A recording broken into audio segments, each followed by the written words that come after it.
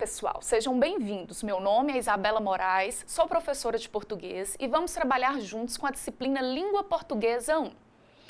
Antes de detalhar o conteúdo desta videoaula, gostaria de compartilhar com vocês um pouco da minha experiência como professora de alunos surdos. Primeiramente, o meu sinal na comunidade surda é este. Assim que me formei, comecei a trabalhar em uma escola estadual no ensino médio e lá acompanhei durante 3 anos algumas turmas que possuíam alunos surdos. Mesmo com a presença de intérpretes em sala de aula, senti a necessidade de compreender melhor sobre a cultura surda e ainda de desenvolver um trabalho diferenciado ao ensinar português. O meu objetivo era aproximá-los dos sentidos dos diversos textos verbais e não verbais com os quais trabalhávamos nas atividades escolares. E assim, em parceria com as intérpretes, eu sempre procurava elaborar minhas aulas com a ajuda de recursos visuais, imagens e vídeos. O importante para mim é que a aula fizesse sentido tanto para os ouvintes quanto para os surdos, valorizando a troca de conhecimentos e experiências entre todos ali presentes. Atualmente, sou professora de surdos em uma escola da rede municipal no ensino fundamental e percebo a importância do professor em estimular o surdo a se interessar pela língua portuguesa como segunda língua. Iniciando a nossa disciplina, esta videoaula será dividida em 2 partes. Nesta primeira parte, contemplaremos as etapas do processo de comunicação, bem como as noções de linguagem, língua, texto e contexto. E na segunda parte, trabalharemos com os conceitos de denotação, conotação e linguagem figurada. Bem, inicialmente devemos analisar o porquê de se estudar a língua portuguesa. O objetivo do ensino do português é desenvolver a competência da comunicação. Agora, eu gostaria que vocês, alunos, fizessem uma autocrítica e refletissem. Você se comunica bem? Tem facilidade de se expressar com fluência? Consegue argumentar de forma clara, lógica e convincente? E a leitura crítica e interpretação dos diversos textos com os quais nos deparamos no dia a dia? Você se sai bem em situações formais de comunicação? E as suas habilidades de produção de texto escrito? É para isso que estamos aqui. Em nossas aulas, vamos refletir sobre diversos aspectos da língua portuguesa com a intenção de que vocês, alunos, aprimorem seus processos de comunicação, seja na modalidade oral ou na escrita, e se tornem capazes de adequar a linguagem às diversas situações sociais com as quais se depararem. Comunicar significa transmitir, passar conhecimento, informação, ordem, opinião ou mensagem a alguém. Comunicar é o primeiro passo para toda e qualquer atividade de interação. A palavra comunicação vem do latim comunicativo, derivado de comunicare. Os processos básicos da comunicação são: o emissor, a pessoa que emite a mensagem, também chamado de locutor, falante ou escritor. A mensagem, o conteúdo em si, o assunto a ser transmitido, seja ele um conteúdo intelectual, social, afetivo, emocional. O receptor, a pessoa que recebe a mensagem, também chamado de interlocutor, ouvinte ou leitor. O meio, que se refere ao canal de transmissão da mensagem, seja por e-mail, telefone, carta, pessoalmente, e o código, o tipo de linguagem utilizado para a comunicação. A continuidade desse processo se dá pela ação ou efeito de retorno, ou feedback. Um fala, o outro comenta. Um pergunta, o outro responde. Um insiste, o outro questiona, e assim de forma sucessiva. Mas será que o processo de comunicação é tão simples assim? Vamos pensar em algumas situações que ocorrem durante a comunicação. A mensagem pode ser aceita, mas pode ser rejeitada, interpretada de modo errado ou ainda distorcida. Para que isso não aconteça, o falante da língua portuguesa precisa aperfeiçoar constantemente suas habilidades de comunicação. Falar e escrever de forma mais clara possível exatamente aquilo que está em nossa mente e que queremos ou precisamos comunicar ao outro. As distorções em uma comunicação podem ser chamadas de ruídos, quando alguma interferência provoca uma falha em um dos elementos básicos de comunicação. Vejam. Observem nesta imagem que algum ruído provocou a falha na comunicação entre os interlocutores. O locutor disse: "Você vai ser promovido", mas, por algum motivo, a mensagem transmitida pela oralidade chegou distorcida e o interlocutor entendeu: "O quê? Meu Deus, eu vou ser demitido?" Os ruídos podem ser provenientes de diferenças de linguagem e vocabulário entre os interlocutores. Um utiliza uma linguagem muito formal, com vocabulário tão rebuscado que o outro não compreende. Ou devido à falta de sequência de raciocínio lógico na mensagem. Aquela pessoa que fala, fala, fala, mas não diz nada de forma lógica. Ou redundâncias. E ainda, quando se escolhe o meio ou código inadequado à situação, e mesmo se houver algum ruído externo, poluição visual, barulho, como pode ter acontecido no exemplo anterior.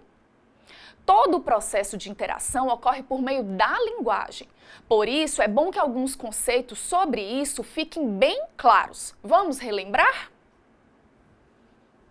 Linguagem é um processo comunicativo, uma capacidade inata da espécie humana de aprender a se comunicar por meio de uma língua.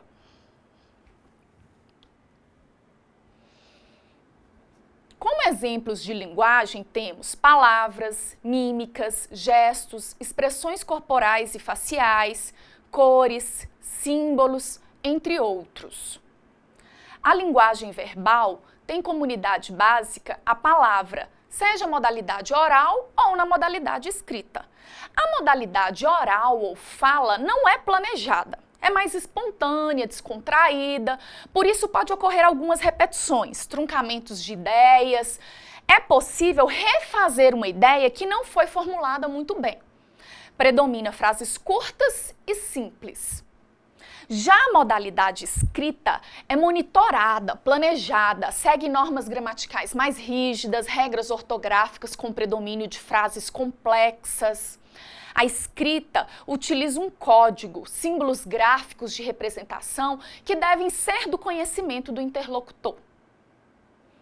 A linguagem verbal, por sua vez, ela é constituída pela dança, mímica, pintura, fotografia, escultura, apresentando como unidade os gestos, o movimento, o ritmo, as cores, os símbolos, a imagem, a expressão facial e corporal. Vamos pensar naquele olhar de repreensão de um pai ou de uma mãe para um filho. Nem é preciso dizer palavra alguma que o olhar já diz muito, não é? Há ainda as linguagens mistas, como as histórias em quadrinhos, o cinema, o teatro, os programas de TV, que podem reunir diferentes linguagens, como o desenho, o figurino, a palavra, a música, o cenário.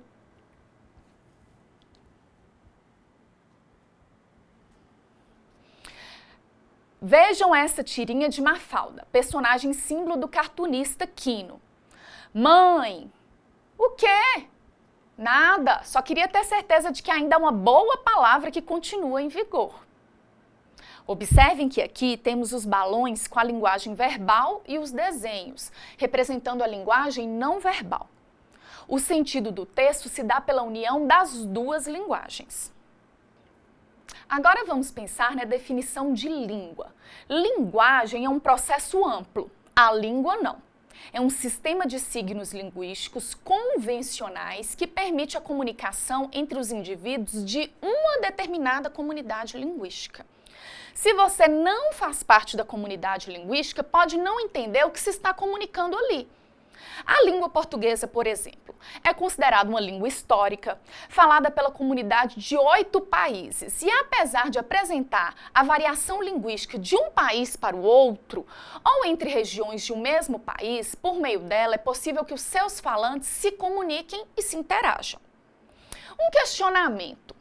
Um falante da língua portuguesa consegue se comunicar de imediato com um falante da língua inglesa?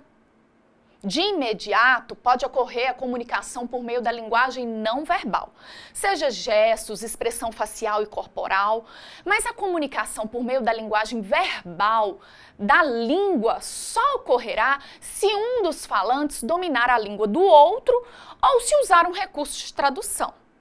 Da mesma forma, acontece com a Libras. A língua brasileira de sinais é utilizada como forma de comunicação entre os indivíduos da comunidade surda.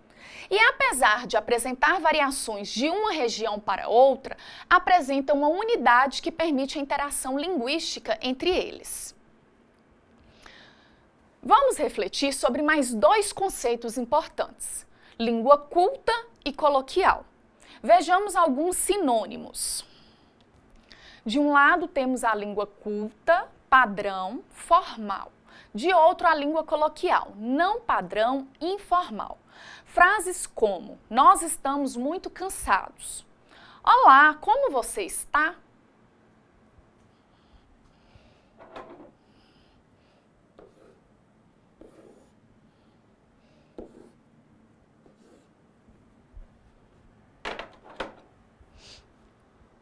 Na linguagem informal, comumente são faladas de forma mais descontraída. Nossa, a gente está muito cansado. E aí, como você anda?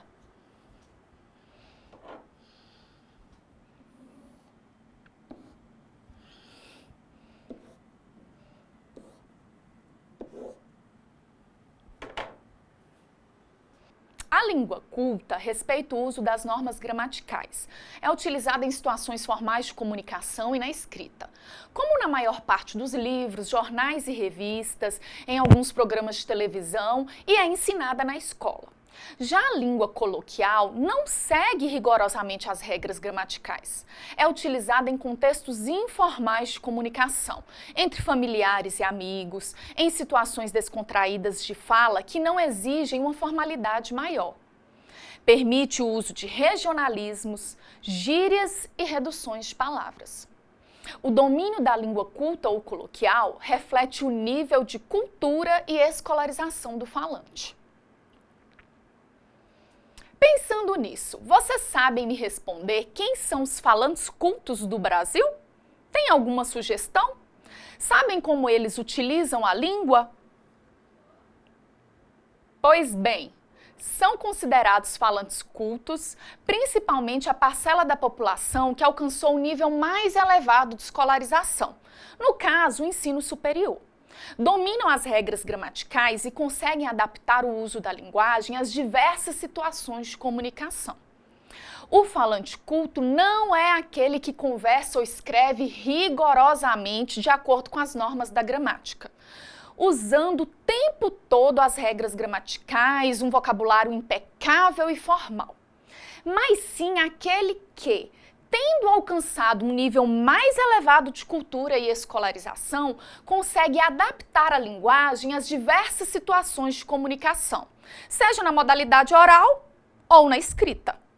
O falante culto se sai bem tanto numa conversa informal entre amigos, numa mesa de bar, até uma entrevista de emprego mais formal, ou em uma palestra, uma exposição oral pública.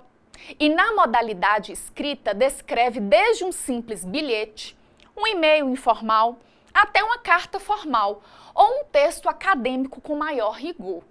Assim, o domínio da língua culta nos dá uma flexibilidade de transitar entre os níveis da linguagem. Há um texto muito interessante de autoria não definida, que retrata com humor a diferença no uso da linguagem formal e informal, que acaba gerando um impasse na comunicação.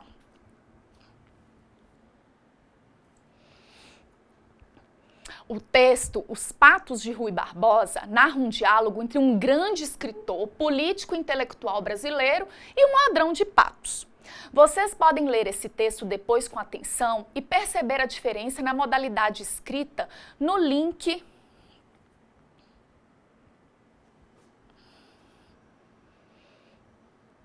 Diz a lenda que Rui Barbosa, ao chegar em casa, ouviu um barulho estranho vindo do seu quintal. Chegando lá, constatou haver um ladrão tentando levar seus patos de criação. aproximou-se vagarosamente do indivíduo e, surpreendendo ao tentar pular o muro com seus amados patos, disse-lhe: Ó bucéfalo anacrono! Não o interpelo pelo valor intrínseco dos bípedes, palmípedes, mas sim pelo ato vil e sorrateiro de profanares o recôndito da minha habitação, levando meus ovíparos à sorrelfa e à socapa. Se fazes isso por necessidade, transijo, mas se é para zombares da minha elevada prosopopeia de cidadão digno e honrado, dar-te-ei com minha bengala fosfórica bem no alto da tua sinagoga e o farei com tal ímpeto que te reduzirei à 50ª potência, que vulgo denomina nada. E o ladrão confuso diz: Doutor, eu levo ou deixo os patos? Perceberam que no texto o ladrão fica na dúvida ao final de tudo que foi dito por Rui Barbosa? Houve um ruído de comunicação, provocado pelo vocabulário excessivamente formal utilizado pelo intelectual, fazendo com que o ladrão não entendesse nada. O caso virou até piada.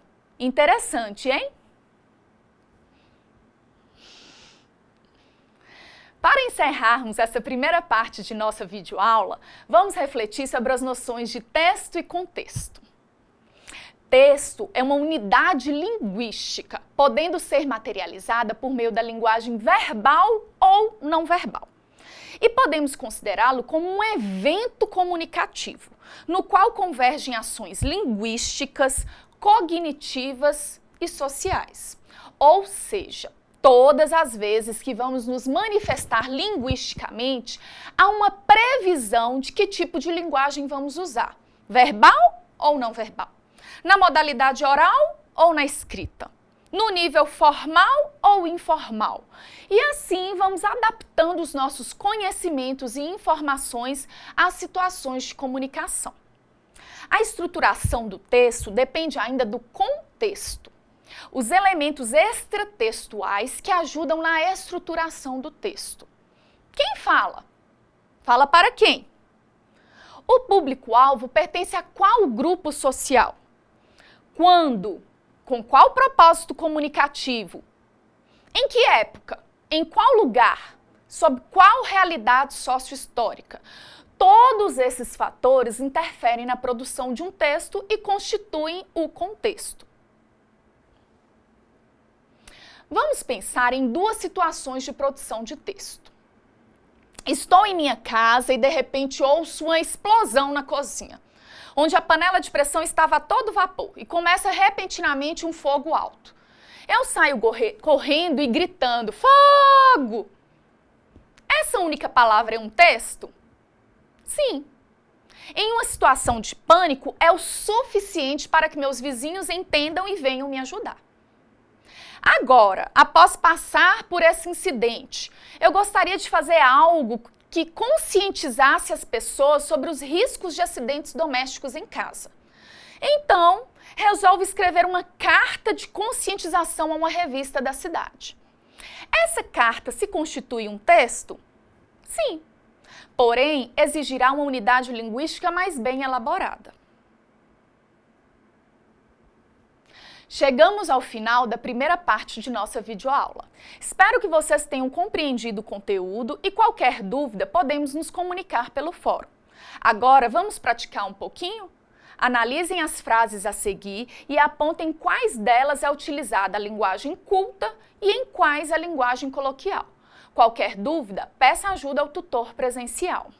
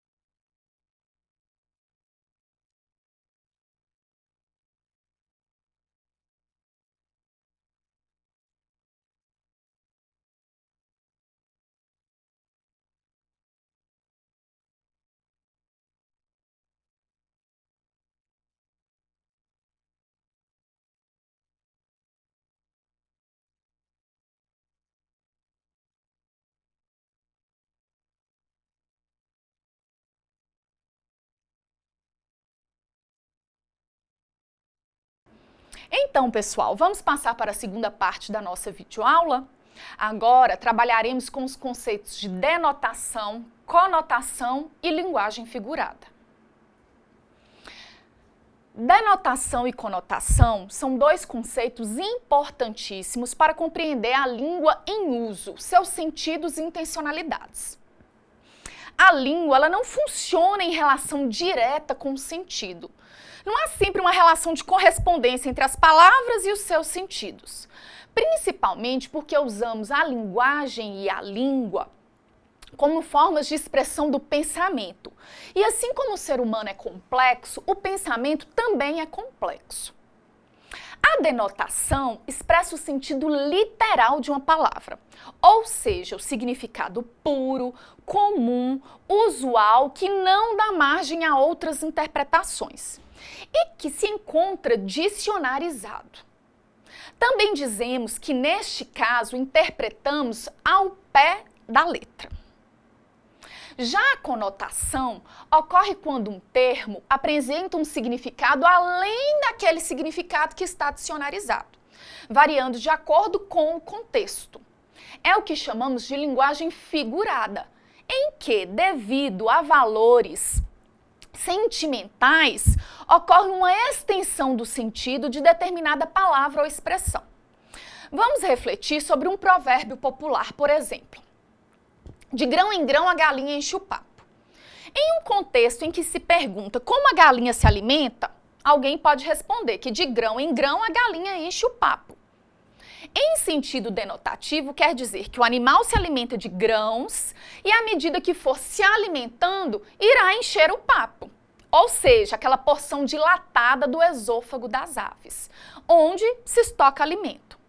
Mas, em outro contexto, quando uma pessoa economiza até as moedas durante meses e anos para se comprar um carro, por exemplo, pode-se afirmar que de grão em grão a galinha enche o papo. Isto é, em sentido conotativo, quando uma pessoa tem um sonho a realizar, mesmo que seja algo difícil, é possível aos poucos alcançar nossos objetivos. Assim, usamos o ditado popular como linguagem figurada para resumir a nossa pretensão. Às vezes, quando não entendemos em que sentido a palavra ou expressão está sendo usada, podem surgir mal-entendidos e distorções da mensagem. Esse fato é até explorado de forma intencional em piadas e tirinhas. Vejam.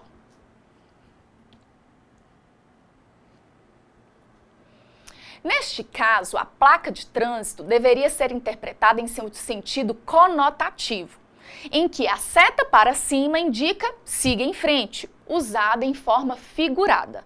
Mas o motorista do carro a interpretou em sentido denotativo e o carro subiu, obedecendo a seta com a direção para cima. Aqui, o chargista usou duplo sentido para criar efeito de humor. Outro exemplo, na frase João quebrou a cara. Em seu sentido denotativo, pode significar que machucou o rosto devido a um acidente de automóvel ou mesmo a uma queda. Em outro contexto, podemos usar a mesma expressão, João quebrou a cara, para indicar uma interpretação diferente. Ele não foi bem em alguma situação. Se, por exemplo, João ficava contando vantagem para todo mundo, que era muito estudioso e melhor do que os outros, e com certeza iria ser aprovado no vestibular, mas o resultado foi diferente, João foi reprovado. Nesse caso, a expressão quebrou a cara é usada em sentido conotativo. Quebrou a cara, se deu mal. Para fixarmos esses conceitos, vejam.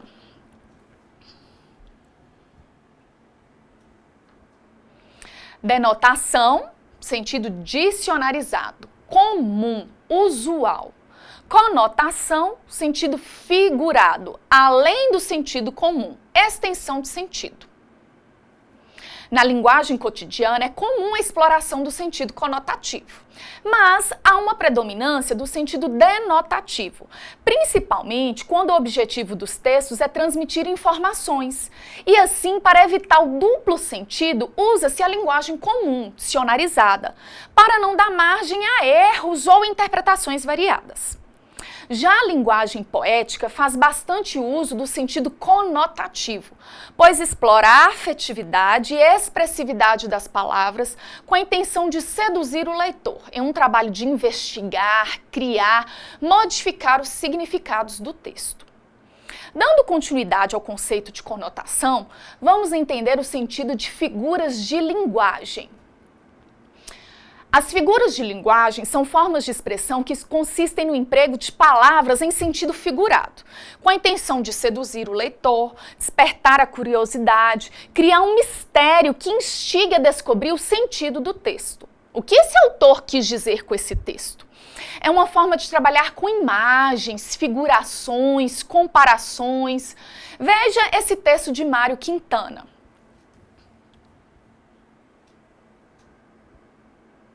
A recordação é uma cadeira de balanço embalando sozinha. O poeta usa a linguagem figurada para conceituar a palavra recordação. No dicionário, encontramos o significado para recordação como ato ou efeito de recordar-se.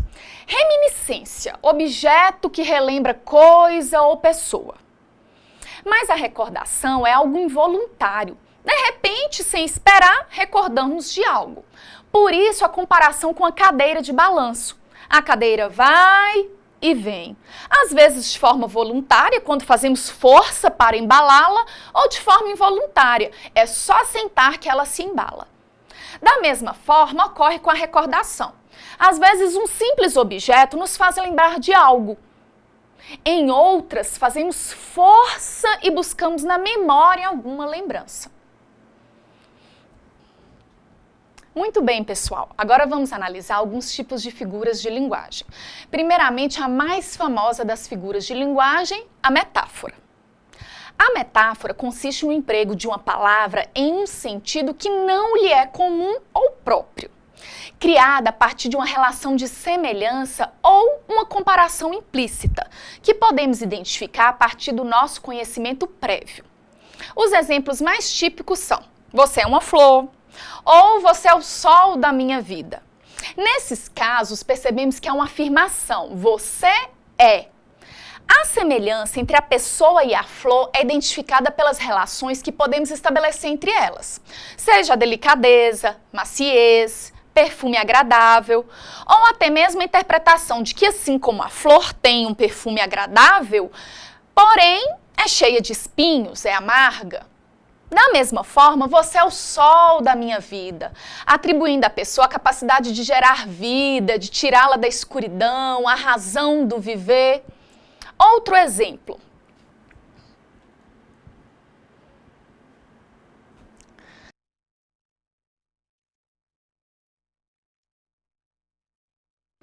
Não fique vendo a banda passar, vá junto com ela.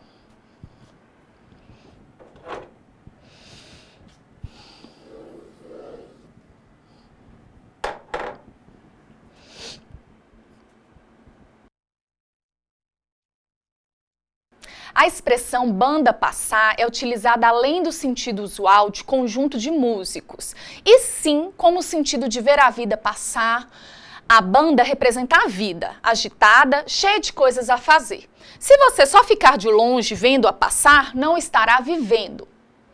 A diferença entre a metáfora e comparação está no uso de conectivos ou não. A metáfora é uma comparação implícita, uma afirmação. Já a comparação em si vem marcada de forma explícita por conectivos comparativos, como, tal qual, feito, do que. Na frase não fique vendo a banda passar, vá junto com ela, não há conectivo que marque a comparação. Já na segunda, a minha vida é como uma banda de carnaval.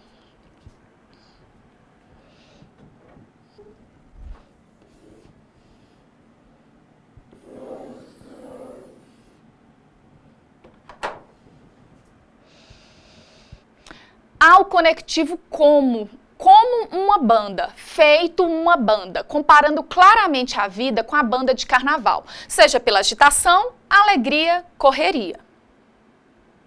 Agora vamos pensar sobre a metonímia, que ocorre quando há uma substituição. Uma palavra é utilizada no lugar de outra, com a qual se estabelece a relação de proximidade. Há várias situações em que isso pode ocorrer.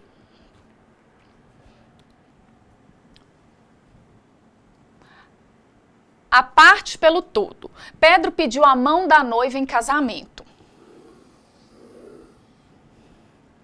Na realidade, Pedro quer a noiva toda e não só a mão. O continente pelo conteúdo. João é bom de garfo. Ele é bom de comida. Usou o instrumento que se usa para comer no lugar do conteúdo, da comida. O autor pela obra. Adoro ler Machado de Assis. Na realidade, se lê as obras de Machado de Assis e não o próprio Machado de Assis. A marca pelo produto. Menino, vá ao supermercado e compre um Bombril. Na realidade, espera-se que o menino traga uma palha de aço, independente da marca.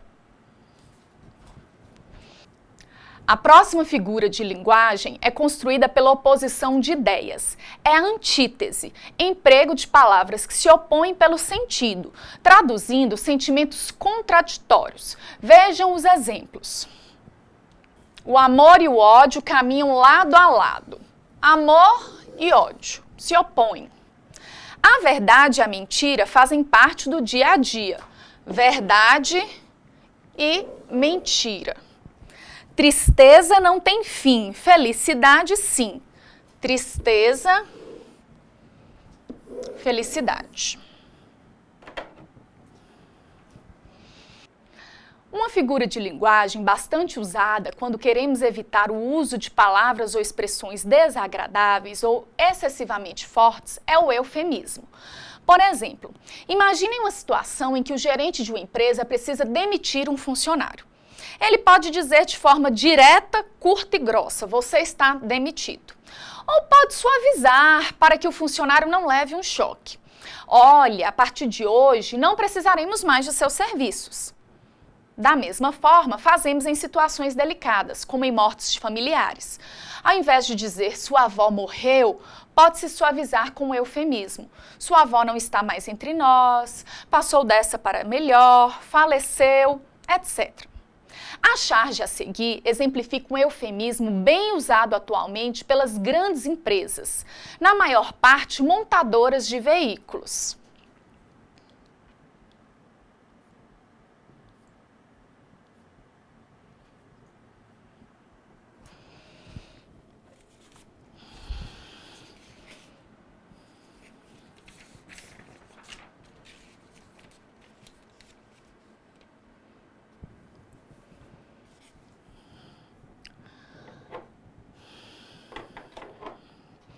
Querida, estou pré-demitido.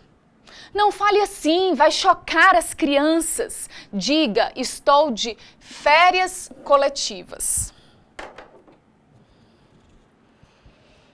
As expressões pré-demitido e férias coletivas, na realidade, são eufemismos para o sentido real de demissão em massa, que ocorre em períodos de crises econômicas.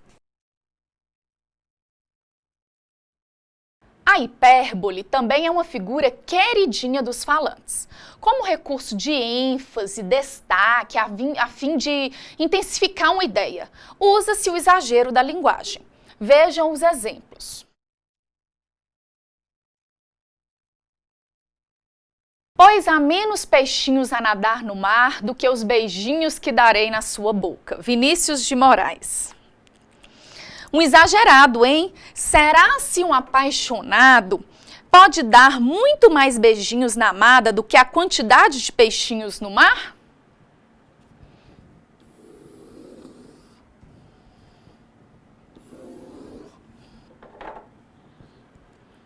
Outro exemplo. Meu filho, eu já lhe chamei 1.000.000 de vezes e você não responde?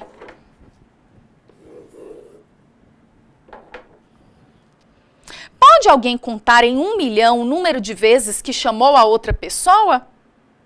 É claro que não, é apenas uma forma de exagero para expressar que se chamou várias vezes e não obteve resposta.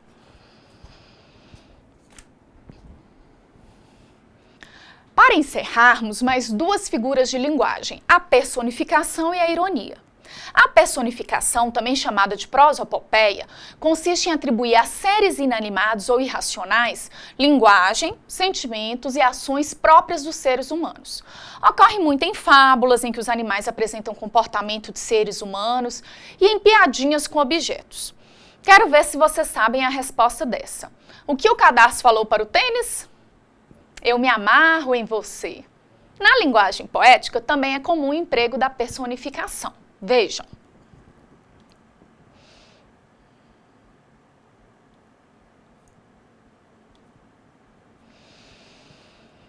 Já viste às vezes, quando o sol de maio inunda o vale, o matagal, a veiga?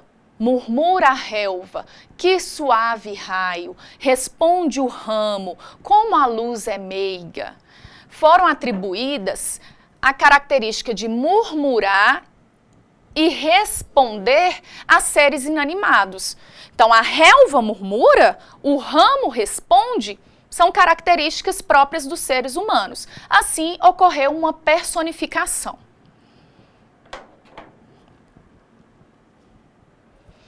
Por fim, a ironia. Figura de linguagem ácida, mordaz.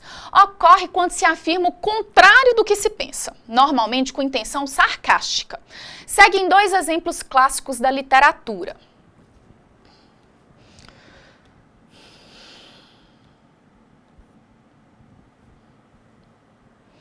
Marcela amou-me durante 15 meses e 11 contos de réis. Machado de Assis. Será se Marcela realmente amou o personagem Brás Cubas? Na realidade, o que ela tinha era interesse financeiro. Outro exemplo de Mário de Andrade. Moça linda, bem tratada, 3 séculos de família, burra como uma porta, um amor. Será mesmo se uma moça de família tradicional, mas que é burra como uma porta, é mesmo um amor? Na realidade, se trata de uma ironia, em que reforça a sua ignorância. Enfim, pessoal, chegamos ao final dessa nossa primeira videoaula. Estou à disposição para tirar qualquer dúvida por meio do fórum.